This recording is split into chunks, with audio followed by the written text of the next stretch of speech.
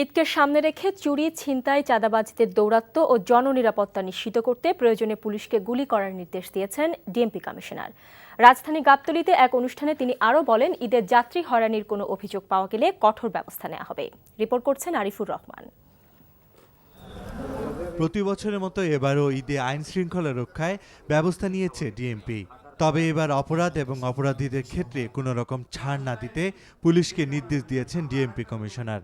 চিন্তার ঘটনায় তাৎক্ষণিক তারা হস্তক্ষেপ করবে, প্রয়োজনে গুলি ছুড়বে, সন্ত্রাসীদের দমন করবে। কোন চিন্তায় রাহাজানি, অজ্ঞান পানি, মলম পানি, কোন অপতৎপরতা ইনশাআল্লাহ আমরা এই আমাদের প্রিয় ঢাকা মহানগরীতে আমরা হতে দেব না। কিছুদিন পরেই ঈদ উদযাপন করতে ঢাকা ছাড়তে শুরু করবে ঘরমুখী মানুষ। এ সময় কোনো যাত্রীরা যাতে কোনো অপ্রীতিকর পরিস্থিতিতে না পড়ে সেজন্য পুলিশকে বিশেষ নজরদারি তাগিদ দেন ডিএমপি কমিশনার। সরকারি নির্ধারিত ভাড়ার বাইরে ভাড়া দেওয়া হবে না।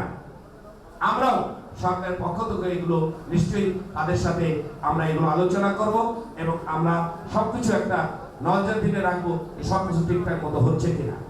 Arifur Rahman, NTV news, Dhaka.